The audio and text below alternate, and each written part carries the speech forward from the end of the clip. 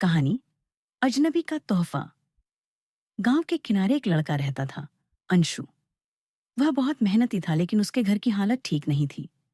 उसके पिता किसान थे, पर लगातार सूखे ने उनकी फसलें बर्बाद कर दी थीं। एक दिन अंशु जंगल से लकड़ियां काटकर लौट रहा था।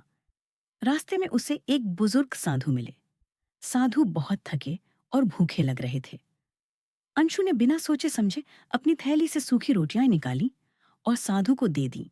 साधु ने आशीर्वाद देते हुए कहा, बेटा, दान कभी व्यर्थ नहीं जाता। तुम्हारी नेकदिली तुम्हें एक दिन बड़ी खुशी देगी। अंशु मुस्कुराकर चला गया, लेकिन उसने उस बात पर ज्यादा ध्यान नहीं दिया। कुछ महीनों बाद गांव में मेले का आयोजन हुआ। मेले में लॉटरी की घोषणा हुई। अंशु ने मजाक मजाक में एक टिकट ले लिया। जब नतीजे निकले तो वही टिकट पहला इनाम जीत गया।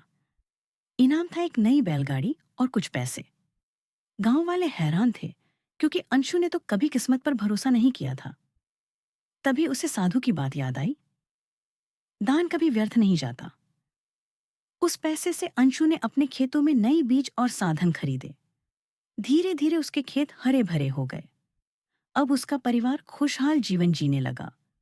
अंशु हमेशा कहता था, कभी भी किसी की मदद करने से पीछे मत हटो, क्योंकि भलाई का फल जरूर मिलता है, चाहे देर से ही क्यों ना हो।